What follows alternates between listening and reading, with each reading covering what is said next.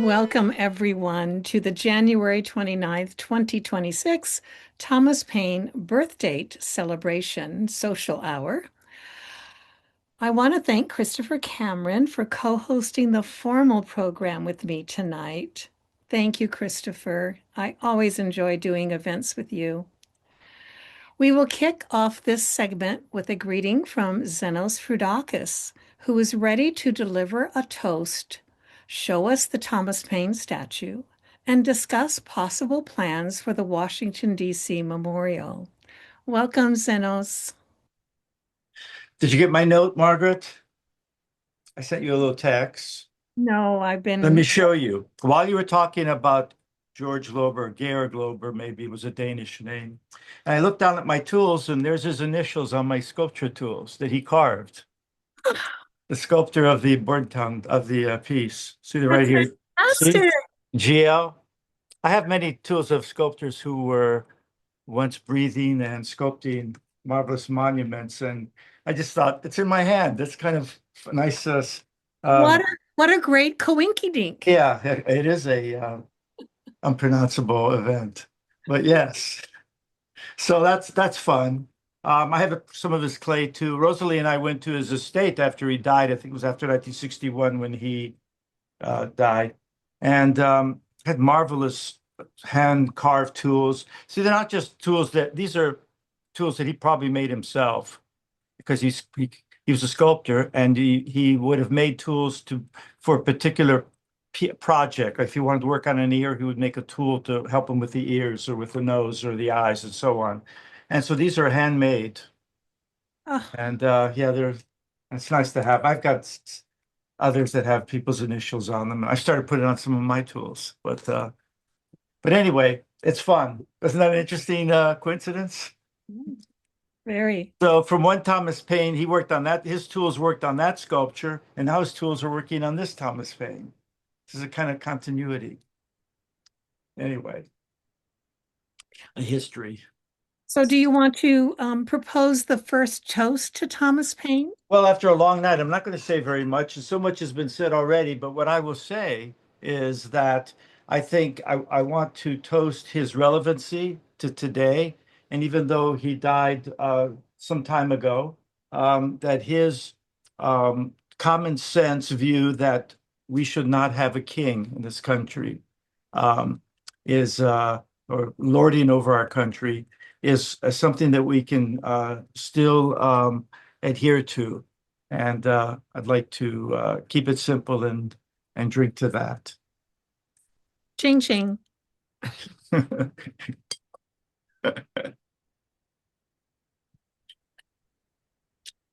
Ah, So, does anyone in the audience have a question for Zenos? does anyone have an answer for Zenos? Not a question. I'm sitting here with my cat at my feet. My studio cat keeps me mouse free. You can see Ben Franklin over here, the fathers of American the Enlightenment, and Thomas Paine over there.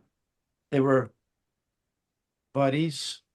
If it wasn't for what Benjamin Franklin's note in his pocket when he arrived in America and had that doctor take care of him, he probably would have died, and maybe our independence would have died before it was born. But anyway, there they are, and still it works in progress. And there's a little Paine study there. Can you see it? Oh, I see Brian Engler. He has his hand raised. Hello, my friend. Nice to see you. Can I you don't, get closer to your mic, Brian, and turn it up? I should be unmuted. No, we want you unmuted, and there you. Well, no, Muted now. there you go. Okay, good. Sorry, iPad. What can I say? It's probably low on power. Zenos, great to yes, see you again too, as well as Margaret, of course. The yes. question was asked earlier about the readiness of the statue to be put Yes. into place, and I know that you're still working on the clay model. Can you give any kind of an estimate of when you'd be done with that, and then it would be cast, I presume, what, in bronze? I don't know. To Yes. be put into place. Is that a year, 2 years, what kind of Well, time frame are we talking? it really depends to some degree on if we actually have a deadline in terms of this legislation gets passed Yeah, well, and it's if I was asked to, I mean, it takes months to get it through a foundry usually. yeah. Um, I know because there's even in this other one on Ben Franklin's also has gone through the House of Representatives and so on and is moving forward to be in the Capitol, and this, of course, Paine near the Capitol. But Yeah. I think if if some of that legislation, if it gets it through, and if it gets through, and there's an interest in having it in our 250th anniversary year by before the end of this year, it might be possible if it was really just because it's so historical Okay. to get it cast. I would work on it more. I have maybe 10 big monuments I'm working on, maybe 12.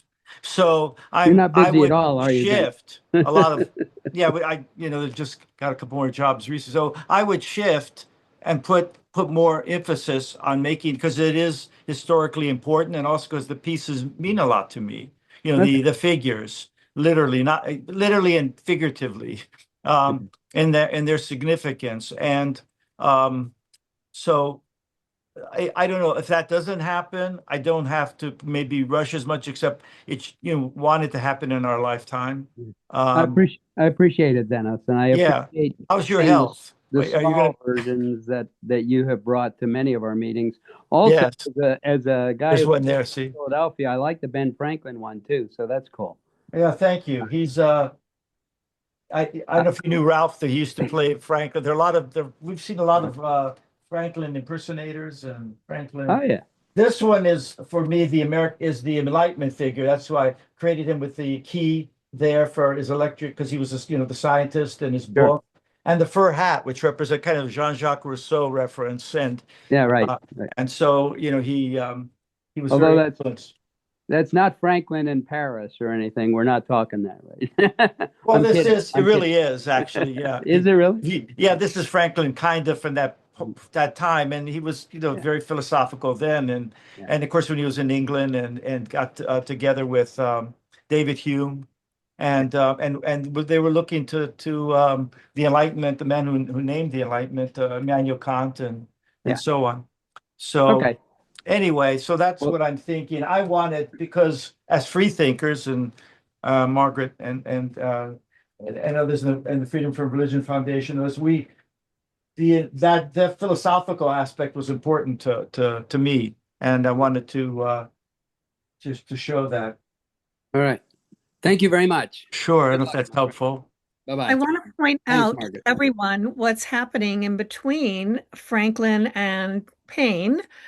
And you can see this beautiful idea that Zenos came up with. Oh, You yes. see you see Thomas Paine getting up from a desk and Well, his, he's jumping up, and jumping. yeah, Okay. so the chair is falling back, and he's got his little table, and his inkwell is falling over, and he's pulling the the common sense off the table. Part of it's on the table, and because he's excited by the idea of separating from England and independence, and maybe he wasn't supposed to use the word independence, but he did.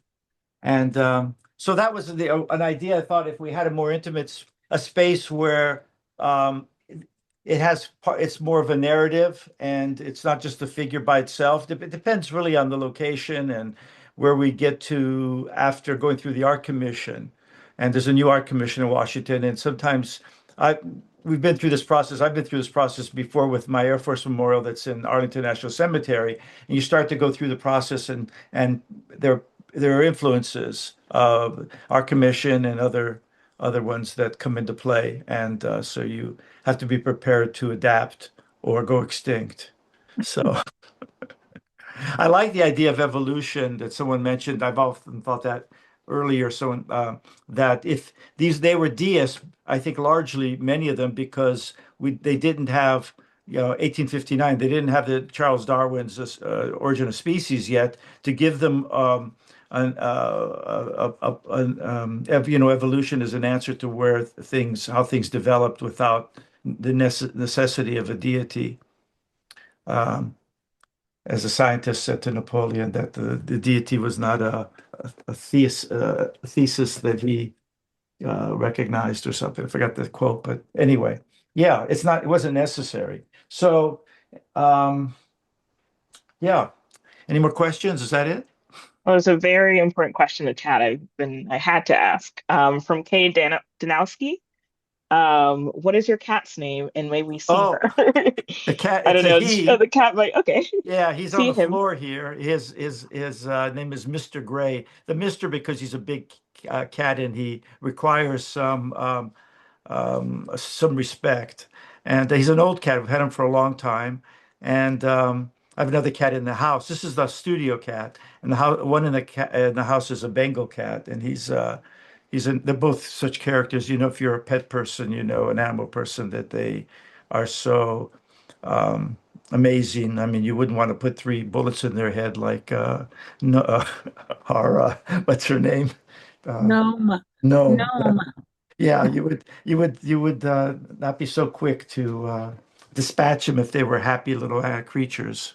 But anyway, yeah, they're it's wonderful to have the company of having I think a lot of sculptors have had animals. I think he is of the breed that may have come over on the early ships when they needed them to protect the grain. I think he might be like a British Blue or something, but I'm not sure. I've asked him, but he meows. But that's it. Well, that would be another great coinky dink. Yeah, yeah, colonial cat. I think Yeah. Emil had a question too. I'm asking to unmute. Hello, Margaret. Hello, Zenos. Hello. Walczek here in Baltimore. And my question Yes. to you, sir, is I love how you impart action, motion to your sculptures. And I'm curious, when you're trying to come up with a face or image of Thomas Paine, what were the sources that you worked with, and how did you pick like older Well, or younger? I got him to pose, which is something I like to do. And no, so you're in Baltimore. Well, I was asked recently to do to develop a bust of Edgar Allan Poe for the house in Baltimore, Poe's house. Oh, And the way I did it, I'm still working on it. It's going to be there before the end of the year. Is looking at the photos that they now we can't look at photos beyond in the 1700s, so I have to look at paintings and if there are sculptures and that were made at the time. The great sculptor who sculpted the colonial figures of the time was Houdin, the French sculptor who sculpted Franklin and Washington, Jefferson, and others. He did not, unfortunately, sculpt Paine. And it's sad that a first-rate person like Paine didn't have a first-rate artist. Some of the other artwork that I've seen, the paintings vary kind of a great deal, except for showing the big nose. They kind of vary how he looked because they weren't as talented. They weren't the best painters of their time. Um, and Charles Wilson Peale was one of the better painters, but but they weren't. So I have to I look at them with a little bit of skepticism. And having studied anatomy, I can kind of fix some things a little bit and I mean, I'm trying to do the best I can with that sculpture of him from the one of the paintings that I've read at the time was considered somewhat faithful of him, that I think he even thought was one of the better ones.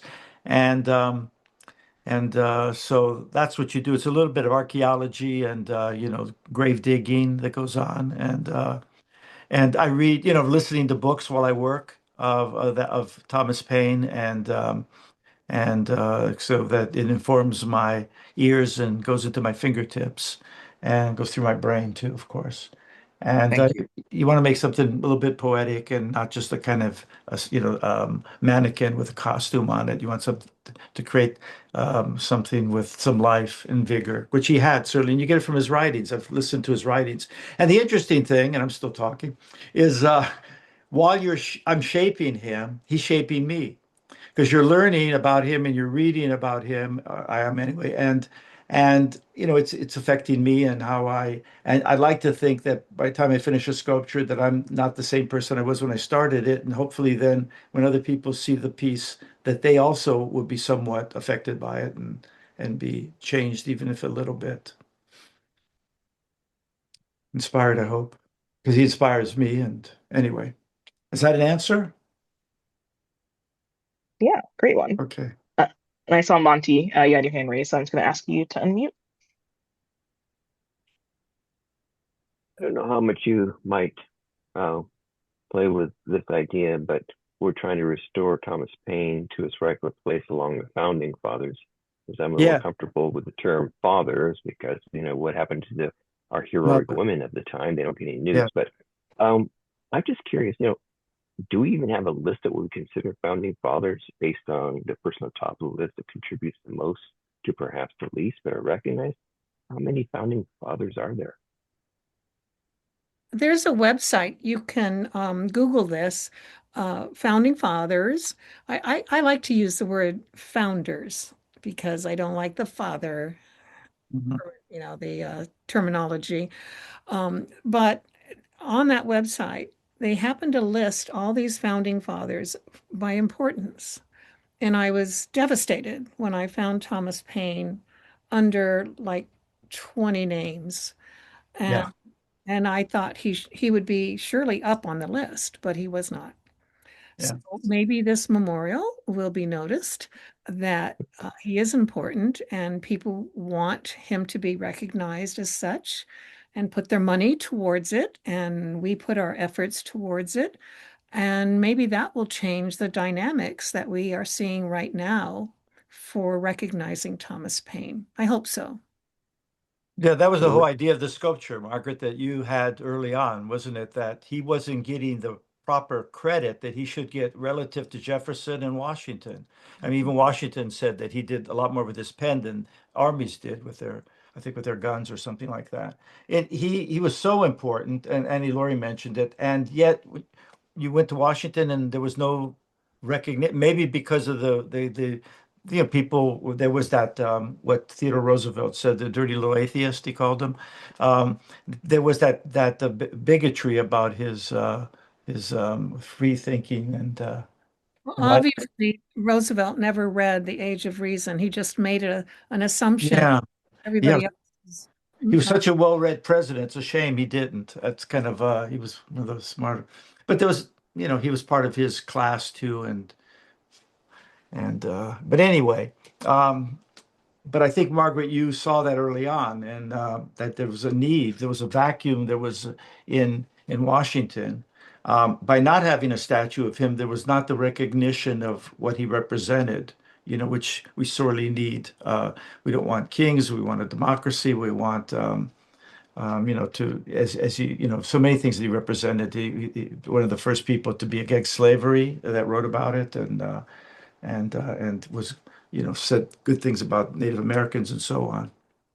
By the way, in June, the Gary Burton, who was with us earlier, was involved with a tremendous project of analyzing all the articles that had pseudonyms, and they have computerized and matched Thomas Paine to many, many, many historical documents. Oh, there's There he is. oh, and so let's look forward to June when we can discover even more work that Thomas Paine produced. And how is your kitty cat? Wasn't he suffering from cancer recently? Well, that's the other one. That's the Bengal inside, but he's doing pretty well. We took him and he's taking he's getting chemotherapy and he's responding very well. He's a great cat, very smart, as Bengals are. This one had gone out. He used to love to go outside, but he went out one and something attacked him and hurt and he had a problem with one of his eyes. I don't know if it was a hawk or a fox or something. So he stays in now. So he Yeah. rocks. He's got a rocking chair, and he's kind of. Are He's a you great going, cat, though. are you going to sculpt him in memory of? I don't know. In my freedom sculpture, I put one of the cats that we had for about 20 something years, and I and it's something I might do. I think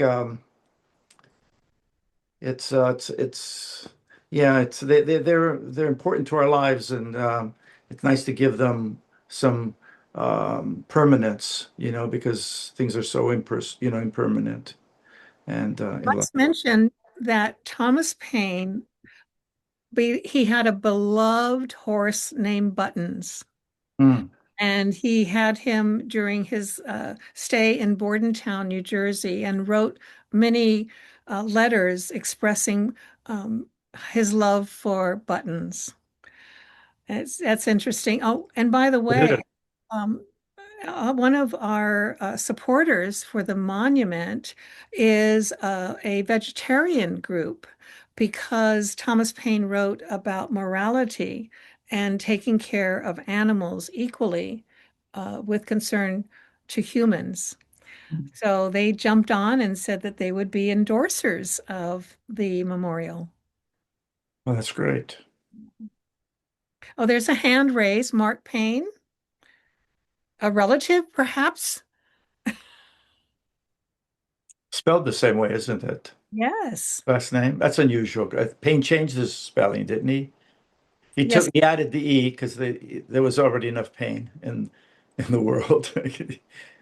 Oh, all right. Wait a minute here. Let me just try and figure this out here. Let me get you on my video as well. Oh, do you look like Paine? No, I don't. I don't know. No, the But- nose isn't big enough. Tell a lie. Let's see what happens. Oh my. Yeah, right. First of all, your monuments there are amazing. I'm excited for that. Thank That you. whole thought of it all. I don't know if anybody's looked into it, and I know Gary many years ago. Gary, I forget his last name. We talked about Thomas Paine writing the Declaration of Independence, and Hmm. and I know it's kind of strange, but I've got this book here signed by Joseph Lewis. Back in the day, nobody really cared who wrote it, but if you read the original draft of the Declaration of Independence, we have two copies. We have Adams' copy and Jefferson's copy, right? In this book here, it's an old book right here. I've got tons of old books here about Thomas Paine. I'm a fanatic about Thomas Paine. Painiac is what I am, like you guys. Anybody who's sculptors like you are. But could you imagine if the world's people realized that Thomas Paine is the actual architect, good friends with Jefferson, Franklin, and all the people who put that paper proclamation together? What if Thomas Paine, it's amazing that we don't have one right next to Lincoln, a Thomas Paine monument. Yes, that's what we thought too. Margaret thought that. It's insane. And here's a guy, let's just say he writes Common Sense, Crisis Papers, and then the Declaration of Independence. I know it seems strange, but in this book here, it shows why it's very plausible that at the very least, he should be recognized as one of the people that did that. And Mhm. I'll put a website in here. It's the Chronicle that other people, not just Joseph Lewis, who was an atheist in the day. This is back in the 40s, I think, this book. He was an atheist in the day, but there's so many reasons why we should at least look back and give him credit, because Jefferson never claimed to write it per se. Mhm. He was the architect. Don't get me wrong. Wait a minute. Yeah. I think Franklin also gets credit sometimes. Is this a toast, Mark? Yeah, totally. Totally a toast. For Yeah. everybody who's here in this room celebrating this awesome hero that changed my world on so many levels at late in life. I wish I read Thomas Paine as a child. I didn't. I found out about him late in life, and I'm bummed about that. But my kids, luckily, know the importance of this global hero that in my opinion, I call him the father of democracy, because in all reality, he is. He's the one who taught us that we don't need kings anymore. Yeah. We, the people, Yeah. can govern ourselves. So And we're still working on it. So that's all I have to say. And I appreciate you guys allowing me to say stuff like that. So Well, I want to point out, I wish Gary Burton was here because there's an actual copy of the Declaration, and I think it's called Sherwin's copy. And it's signed in the back as approval, TP. And then it's forwarded on to Ben Franklin.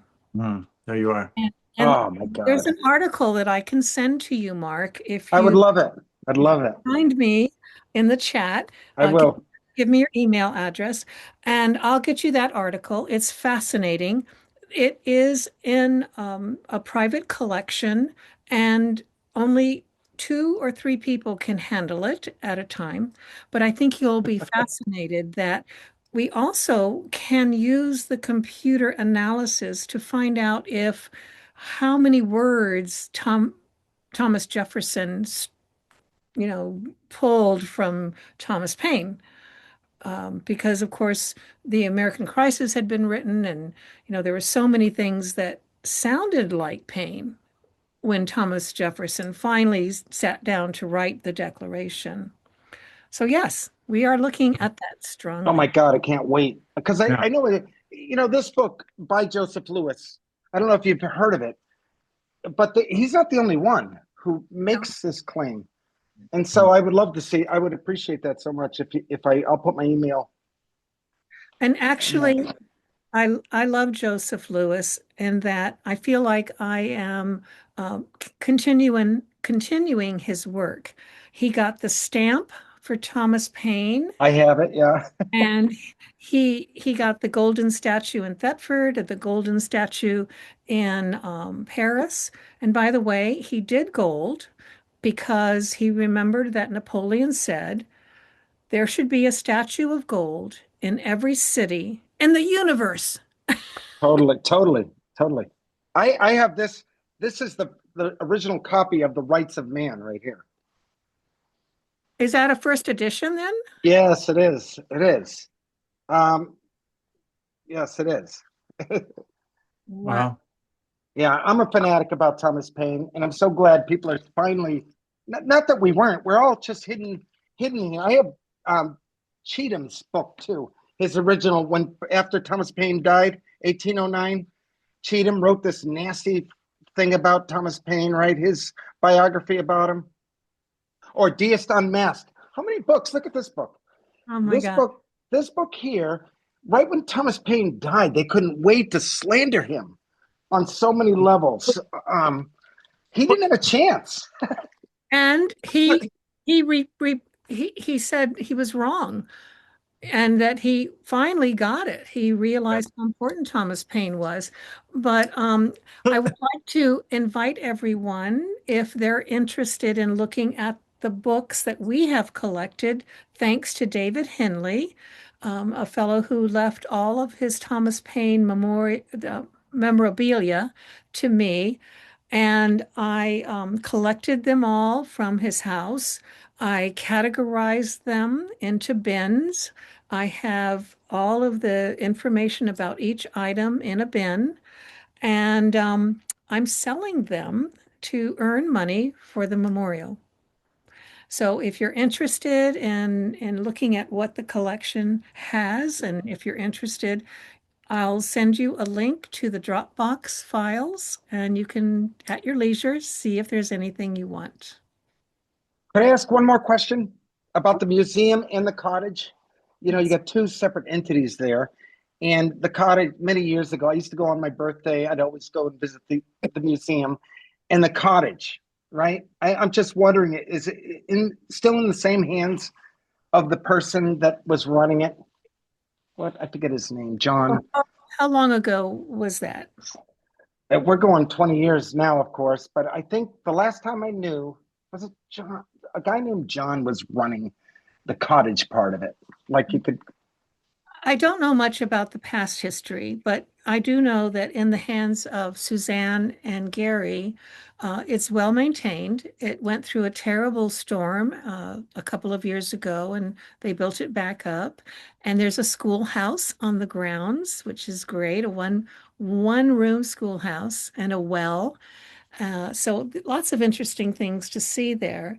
But they're two separate entities still, right? There's two. All right.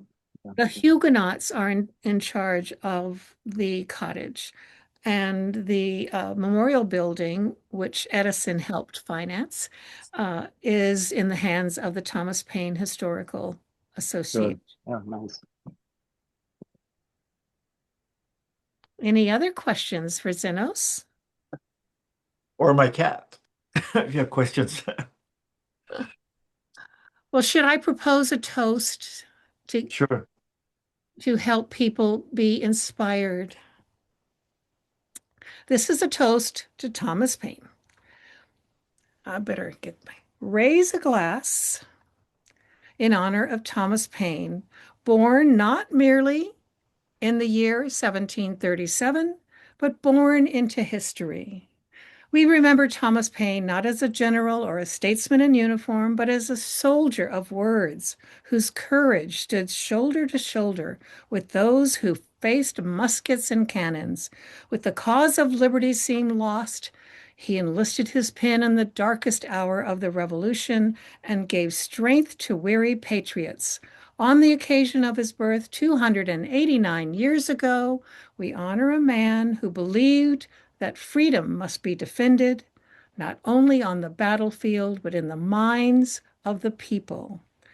Thomas Paine's service helped turn despair into determination and helped give birth to a nation founded on reason, courage, and human rights.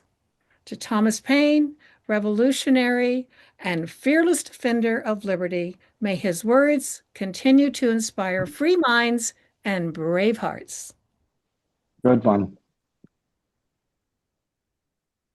It took a while to write. That was beautiful. Oh, thank you. Looks like we have a question from Emil. Oh yeah. And right before we do that, I'm just gonna hop off the chat. Thank you, everyone. Thanks for joining me in chat about Star Trek and random other stuff. And thanks for an amazing event. I always learn so much every year I come here about Thomas Paine and his legacy and little pockets of his life that I never, knew about. So I hope everyone has a great rest of the social hour. For everyone else, if you need a chat, I'll just do one last unmute for Emil, and then I'll leave. Thanks, everybody. So much. Thank you so much, Nana. Bye-bye. Thank you for all the work. So I was just referencing a chat earlier where people were talking about the death mask of Thomas Paine. And Zenos, I was just wondering if that was also one of the sources that you had looked at. It was. That would be helpful, actually, in terms of measurements. I have the life masks of Lincoln, a couple of them. And so when I sculpted Lincoln, I was able to take some measurements from it. And when I have someone pose who's living, and I've had, I don't know, quite a few people like Walter Isaacson's posed and other historians, I can measure them, and Ron Chernow, the historian. And so then I have their definite measurements. Then you still within that have to, the problem with a plaster mask, with a death mask especially, face starts to die a little bit, but is that when person lays back, gravity takes their face back a little bit. When you put plaster on it, when they did, it would pull back the flesh. So they're a little bonier than they might be in real life. So you see some of the sculptures of early Romans, when they started doing more portraits, the Greeks, my background, didn't do as many portraits of people, they idealized. But when they tried to get, they made death masks, and they're very bony sculptures. Sometimes you can see the cheekbones and things because of the plaster, because the sculptor was relying on it. Now, when I did the Lincoln, and I have, as I say, these two, I have one life mask that without the beard that the Volk did, Volk, and then there was another one later that was done with the beard after he went to the presidency. And I still look at the photos, that were done at the time. He was photographed quite often, and because I want to put life back into it, because it's again, the plaster pulls it back, and it's kind of they're not very lifelike, but they do give you the measurements of like a zygomatic arch, widest part of the face, or the parietal eminence of the head, and so on. You can look at the anatomy, so you get some of that information, and use it as a kind of a framework, let's say a skeleton. I have a skeleton too, so I have a 10,000-year-old Is skull. that where Thomas Paine's bones are? Yes, I make no bones about it. I have them. You have a 10,000-year-old skull over there, and there you look at them and you can use that too as a reference. So, does that answer your question?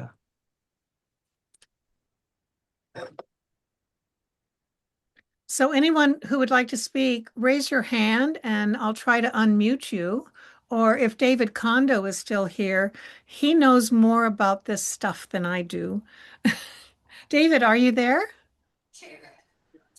Yes, Margaret, I'm here. Nobody has their hand raised currently. I think they're doing a good job of getting the questions from the chat. But yeah, if anybody else has something, we'll be happy to unmute them. And I want to thank David Kondo for being in the background. He set up the Zoom. He's been monitoring the chat, letting people in. He also was the spokesperson for the Free Thought Society when we were doing the sponsor videos. So we are fast approaching the hour, are we not? All right, looks like Mark Payne and Barbara Dean both have their hands up. Let me unmute Barbara first, actually.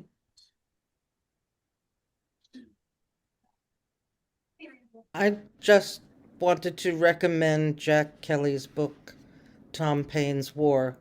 We heard Jack give a lecture in, I think it was Hyde Park or somewhere near there, last week, and it was fascinating. And so I bought the book and I've been reading it voraciously ever since. And it has even more detail than I'm getting from the American Revolution, Ken Burns's thing. He has a lot of detail, especially in the beginning of the war, where things were falling apart for Washington. But it's a wonderful book. Thank you so much, Jack Kelly. It's fascinating. So I just wanted to recommend that. I'm wondering, can you hear me? Is Jack Kelly's book on Audible? Because I didn't think I saw it. I'd like to listen to it while I'm sculpting. So I didn't see it in Audible yet. I'll ask him about that. Yeah, I think he'd be missing an opportunity. I think a third of the books that one sells is Audible, so he's leaving a lot of money on the table, tell him. So he should some of my money. So Actually, we have Greg raised his hand for the first time. So I'll ask him to unmute as well when he's ready. Hey, Margaret. Hey, Greg. Greg is a Free Thought Society board member. So nice to see you. Oh, nice seeing you too, Margaret.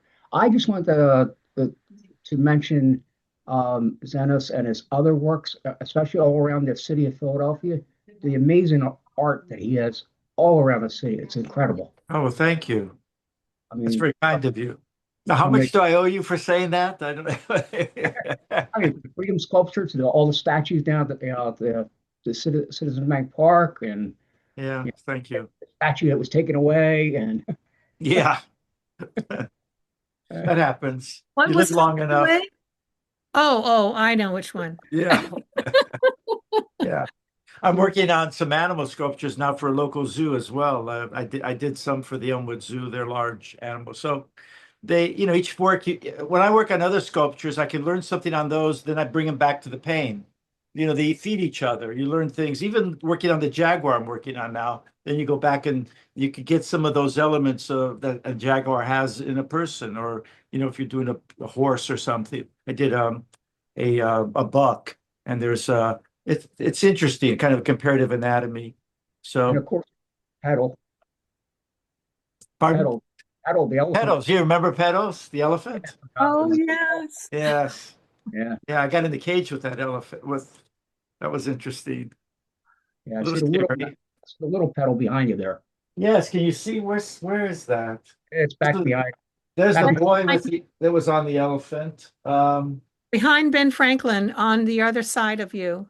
Oh right yeah, that one is an Asian elephant. That's a different one. I originally did an Asian elephant with and then the person who ran Strawbridge and Clothier, Mr. Strawbridge, wanted an African elephant, so I changed it to an African elephant. So that's what happens. I say sometimes you're working on a sculpture, and as you move through it, there are alterations made. Yeah, there are a lot of pieces upstairs too. I don't know if I flip this around and you could see the rest of the studio a little bit. Some things you're You see the jaguar back there in the skeleton? Wow. You see it?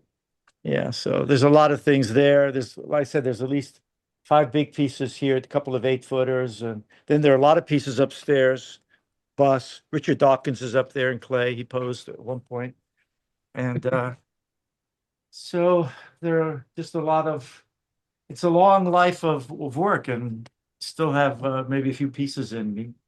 I would encourage people to go to your website, the Frudakis Studios, and see all the fabulous pieces that you have, particularly the Freedom Sculpture.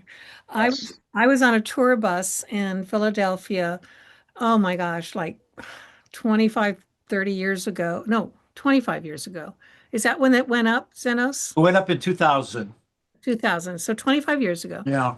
And I'm on this tour bus. And they stop at a red light at 17th and Yeah, around what is that? 15th, Fine. 15th and Vine, I think. It's a block And off of Broad Street. I see this sculpture and I said, "Oh my gosh, I have to see this sculpture. Can I run off? Can I catch the bus later?" And they said, "No, you have to stay on the bus." But it really touched me even then. It's funny. We had somebody called once here and talked to Rosalie and said she was a bus driver and she drove by and saw that sculpture. And then she went around again with everybody on the bus to see it again. And she pulled over and got out and looked at it. And this is what she called, and she said to Rosalie, she took the bus back to where the buses originate and quit because she wanted to be free of that job. She wanted to be a nurse. And she went to school and she told Rosalie, "I'm a nurse now. I just wanted to let you know because I saw your sculpture and it gave me and that's the kind of thing you hope that Thomas Paine will inspire people." And it's interesting that you're plugging into something. In that case, I wanted to create a sculpture that was very personal in terms of freedom, but also universal, because the more personal something is, like poetry, the more universal it is. So somebody else picks up on it. And with Paine, he represents a lot of that, the need for democracy and not to have a king and so on. But anyway, thank you. That's an interesting story. The story of 2 buses. That's what you hope might happen. You don't know, when you make these things. Yeah. Well, then I'll turn that way. Then David, could you spotlight Mark Paine? I think he has something else to say. Sure. Go ahead, Mark. You can unmute yourself, Mark. There, I think I'm unmuted. You guys hear Bob Dylan's, the Tom Paine's song there by Bob Dylan? The air around Tom Paine. It's wonderful. Oh my God, I love that song. I am so desperately trying to find a way to talk to him about the memorial because he also, in the 60s, received a Thomas Paine Award.